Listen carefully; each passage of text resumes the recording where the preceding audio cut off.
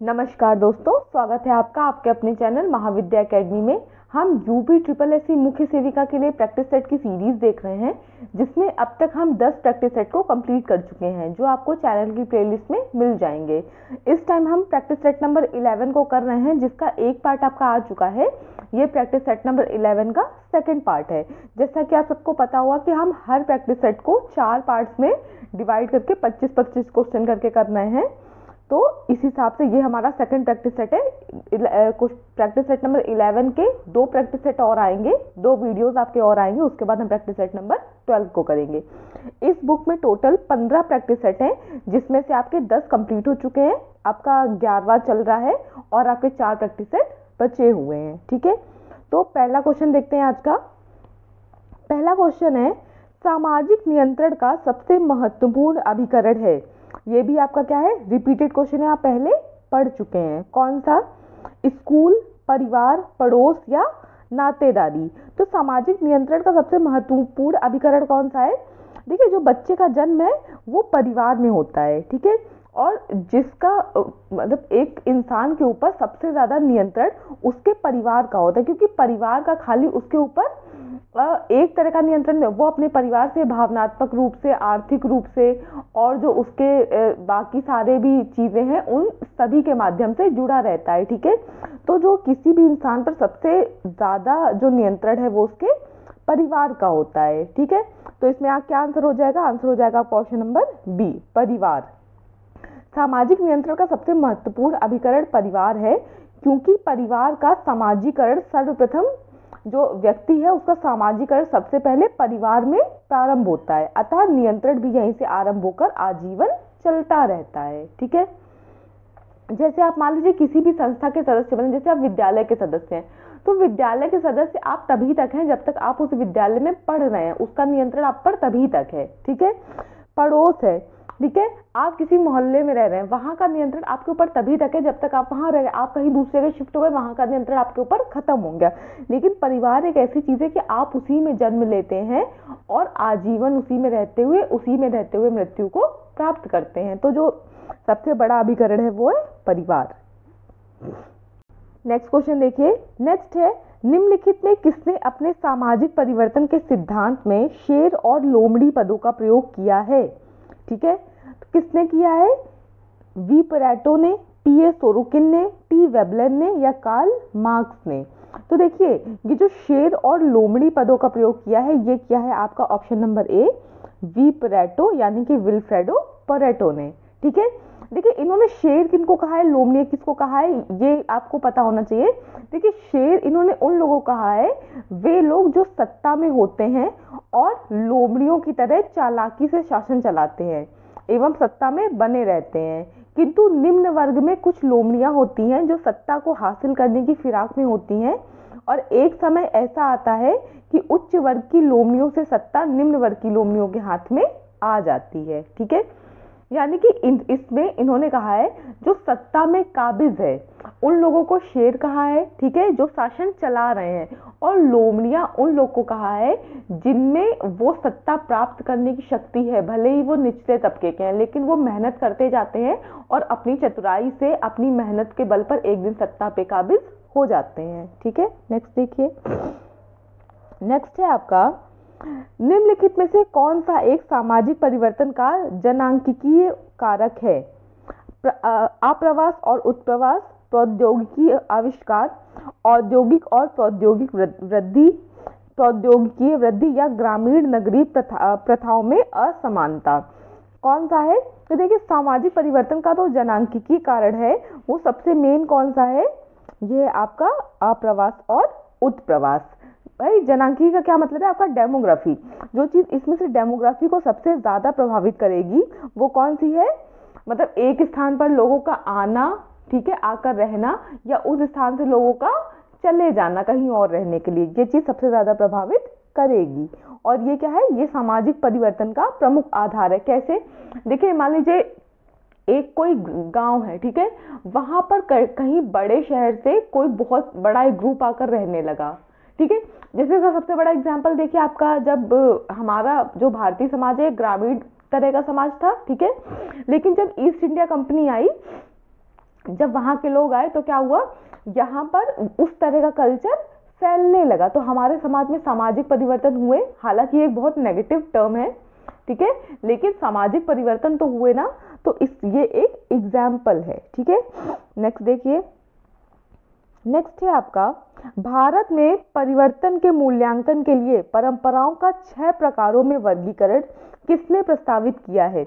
योगेंद्र सिंह ने, एस.सी. दुबे ने, जी.एस. घुरिये ने या डी.पी. मुखर्जी ने?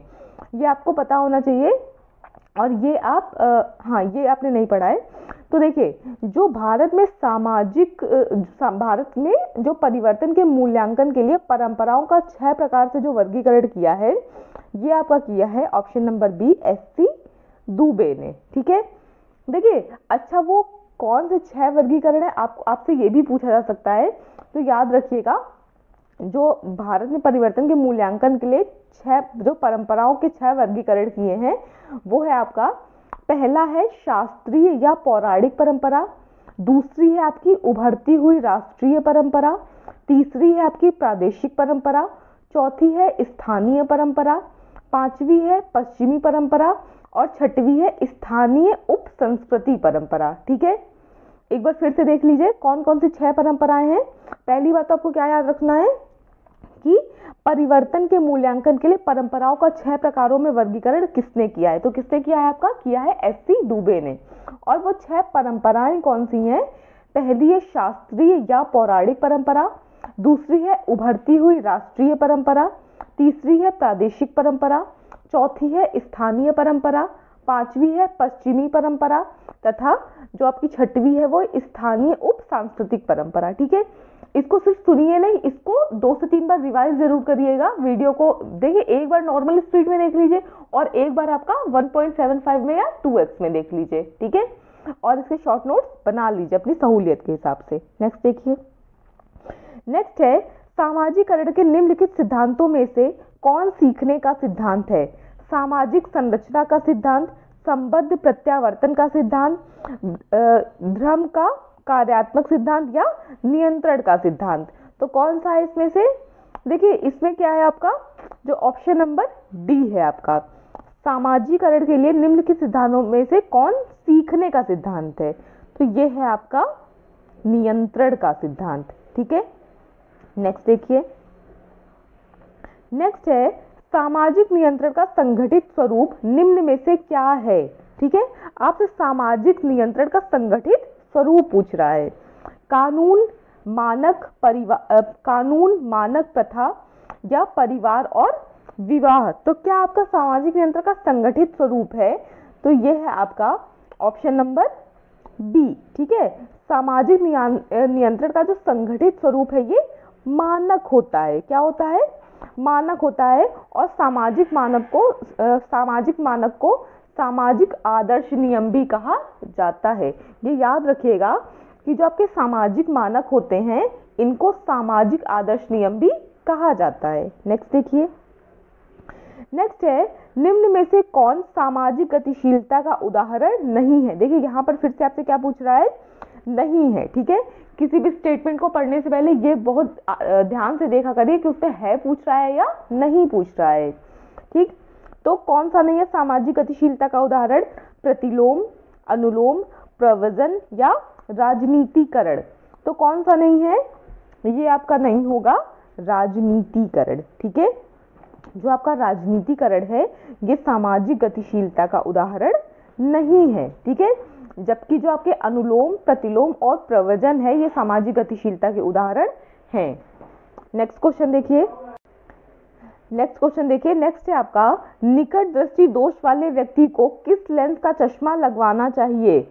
समतल, नतोदर, उन्नतोदार या इनमें से सभी? तो देखिए, जो आपका निकट दृष्टि दोष वाले व्यक्ति हैं उनको नतोदर, ठीक है, लेंस का चश्मा लगवाना चाहिए, ठीक। देखिए, निकट दृष्टि से पीड़ित व्यक्ति सामान्यतः नजदीक की वस्तु को स्पष्ट देखता है परंतु दूर की वस्तुएं उसे दिखाई नहीं देती। देखिए, ये उल्टा होता है। निकट दृष्टि दोष में आपको दूर की चीजें नहीं दिखाई देंगी और जो आपका दूसरा होता है आपका जो दूरदृष्टि दोष, इसमें आपको पास की वस्तुएं नहीं दिखाई देंगी, ठीक है। जो आपका पास का है उसमें दूर की चीजें नहीं दिखाई देंगी, जो दूर का है उसमें पास की चीजें नहीं दिखाई देंगी। तो ये उल्टा होता है, याद रखिएगा, नाम से कंफ्यूज नहीं होना है, ठीक है। लेकिन देखिए, जो निकट दृष्टि दोष से पीड़ित व्यक्ति है उसको सामान्यतः नजदीक की चीजों को स्पष्ट देखता है, परंतु दूर की वस्तुएं उसे दिखाई नहीं देती हैं। इससे पीड़ित व्यक्ति के आंख के लेंस की गोलाई बढ़ जाती है, जिससे उसके नेत्र के लेंस की फोकस की दूरी घट जाती है। जिसके क्या होता है, मतलब उसका जो लेंस है उसकी जो फोकस की वो क्षमता है वो घट जाती है, जिससे वस्तु का प्रतिबिंब रेटिना पर ना बनकर रेटिना के आगे बन जाता है। निकट दृष्टि दोष से पीड़ित व्यक्ति के निवारण के लिए उचित फोकस दूरी के अवतल या नतोदर लेंस का प्रयोग किया जाता है, ठीक है। तो यहाँ पर जो अवतल, ये नतोदर है, इसका मतलब है अवतल या आपका कॉनकेव लेंस, ठीक है, कॉनकेव लेंस।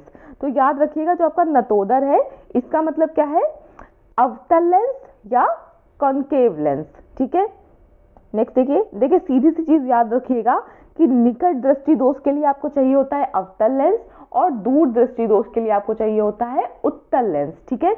ये पूछा जा सकता है, याद रखिएगा। तो निकट दृष्टि दोष करके आगे लिख लीजिएगा अवतल लेंस और दूर दृष्टि दोष करके आगे लिख लीजिएगा उत्तल लेंस।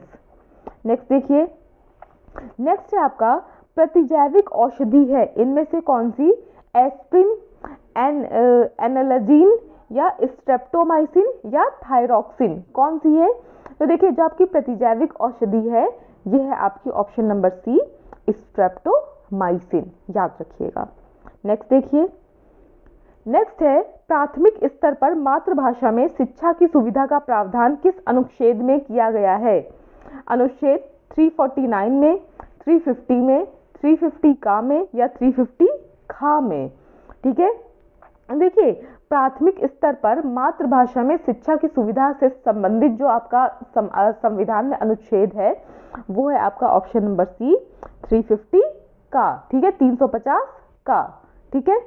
इससे देखिए, इससे संबंधित व्यवस्था राज्य और राज्य के जो स्थानीय प्राधिकारी हैं वो करेंगे, ठीक है।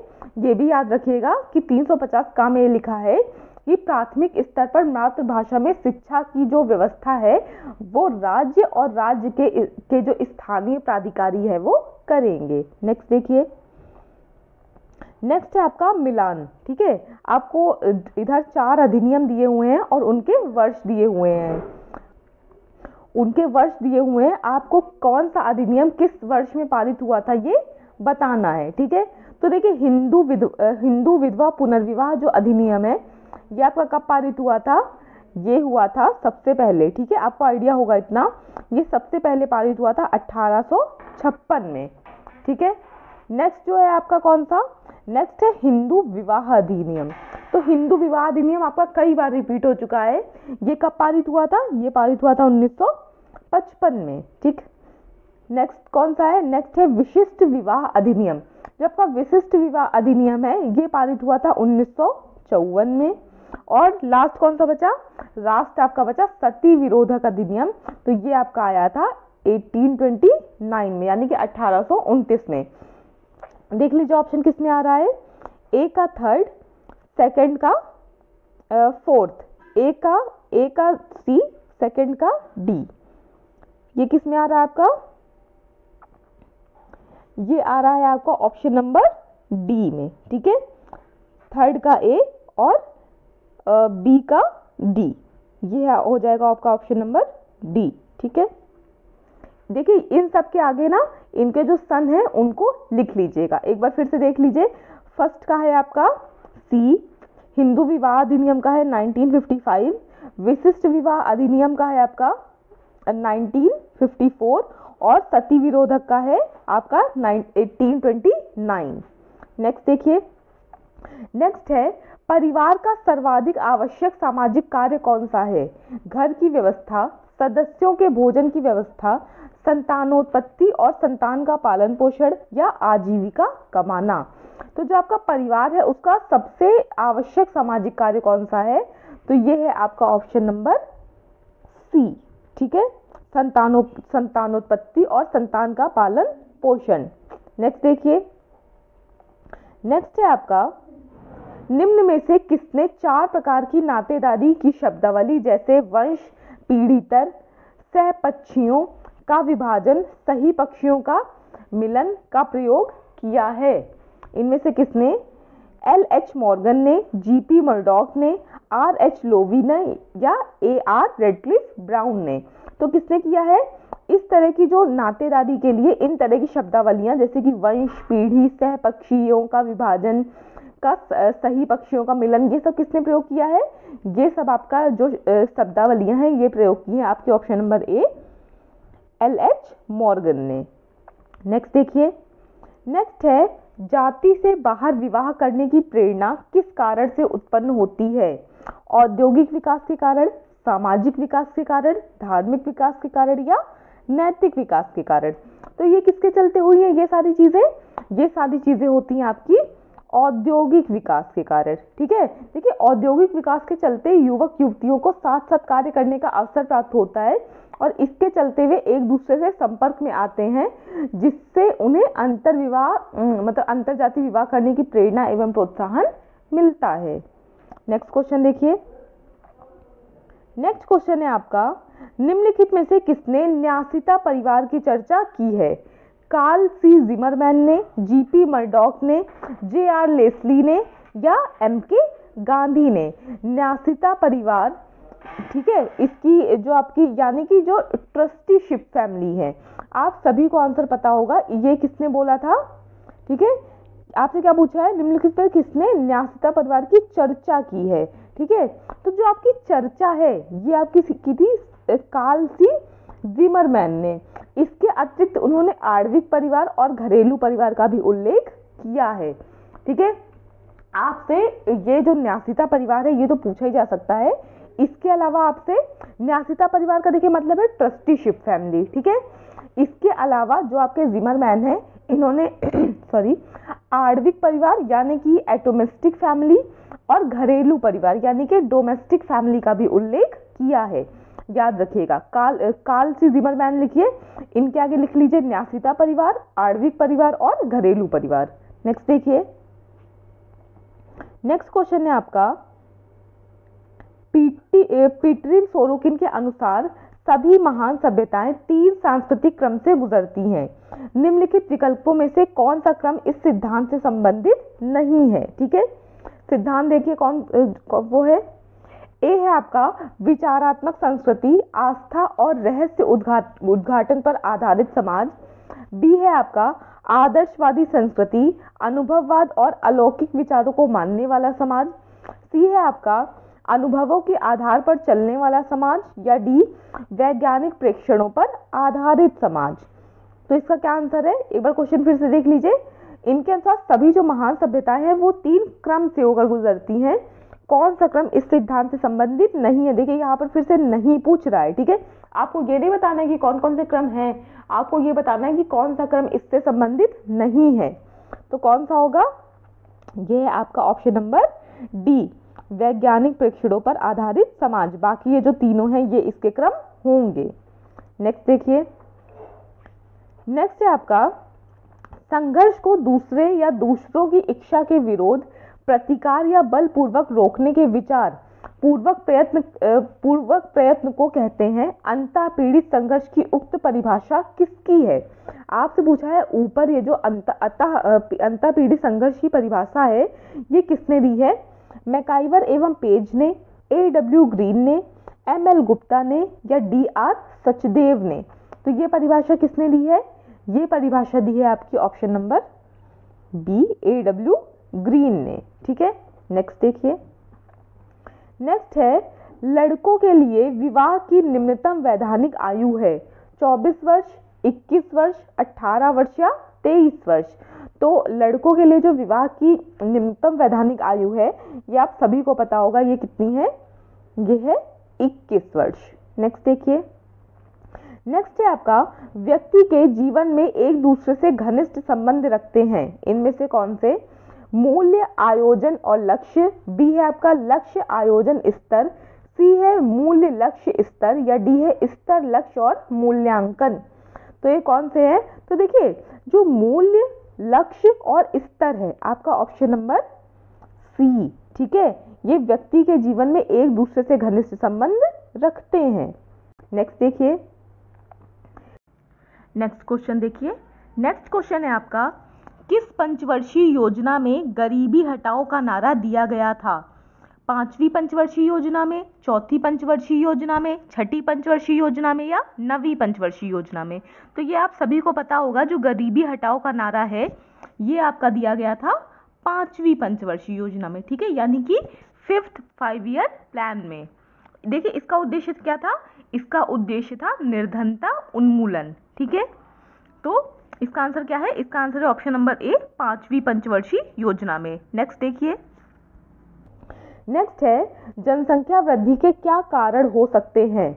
उच्च प्रति व्यक्ति आय, निम्न प्रति व्यक्ति आय, निम्न मृत्यु दर का होना या विकल्प बी और सी दोनों। तो इसमें क्या है? तो देखिए जो आपका विकल्प बी और सी है, ठीक है, यानी कि जो जनसंख्या वृद्धि के कारण है ये निम्न प्रति व्यक्ति आय भी हो सकता है और निम्न मृत्यु दर भी हो सकता है। तो आपका हो जाएगा ऑप्शन नंबर डी, विकल्प बी तथा सी दोनों। नेक्स्ट देखिए, नेक्स्ट है आपका परिवार का घर बार से संबंध है अप्रत्यक्ष तौर पर, प्रत्यक्ष तौर पर, आंशिक तौर पर या काल्पनिक तौर पर। तो परिवार का घर बार से संबंध है आपका होगा क्या? ऑप्शन नंबर बी, प्रत्यक्ष तौर पर। भाई जो परिवार है वो घर बाहर से डायरेक्टली जुड़ा है ना, ठीक है, तो क्या हो जाएगा? प्रत्यक्ष तौर पर। नेक्स्ट देखिए, संपत्ति को बेटे को सौंपा जाता है इसमें से किस परिवार में? पितृवंशीय परिवार में, मातृवंशीय परिवार में, नवनिवासीय परिवार में या बाल वंशीय परिवार में? ये भी बताने की जरूरत नहीं है। ये कहाँ किया जाता है? ये आपका किया जाता है जो पितृवंशीय परिवार हैं उनमें, जहां पर ये माना जाता है जो पुत्र है वो पिता के वंश को आगे बढ़ाएगा, ठीक है।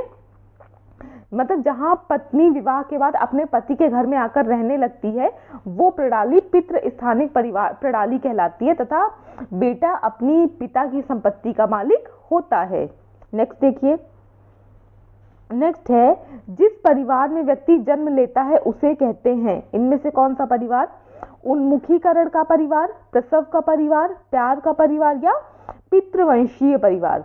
तो देखिए जो व्यक्ति है जिस परिवार में जन्म लेता है उसको उसका प्रसव का परिवार कहते हैं, ठीक है, उसको क्या कहेंगे? उसका प्रसव का परिवार। प्रसव का परिवार वो होता है परिवार का वह प्रकार जहां व्यक्ति जन्म लेता है, ठीक है। नेक्स्ट देखिए, आज का लास्ट क्वेश्चन है, जनसंख्या शिक्षा जनसंख्या समस्या से संबंधित ज्ञान के प्रति चेतना है, यह परिभाषा किसकी है? आप सोचे ऊपर जो परिभाषा लिखी है जनसंख्या शिक्षा जनसंख्या समस्या से संबंधित ज्ञान के प्रति चेतना है, यह परिभाषा किसकी है? मार्शल की, वर्लेसन की, वीडरमैन की या एस चंद्रशेखर की? तो ये परिभाषा किसकी है? ये है आपकी वर्लेसन की, ठीक है। याद रखिएगा ये जो ऊपर आपकी परिभाषा लिखी है ये दी थी आपकी प्रोफेसर वर्लेसन ने, ठीक है। तो इसी के साथ आपका आज का वीडियो कंप्लीट करते हैं। इस वीडियो को कंप्लीट जरूर देखिएगा, 1 से 2 बार रिवीजन करके शॉर्ट नोट्स जरूर बनाते जाइएगा, ठीक है। वीडियो देखने के लिए thank you so much. Please channel को लाइक, शेयर और सब्सक्राइब करना मत भूलिएगा। Thank you so much.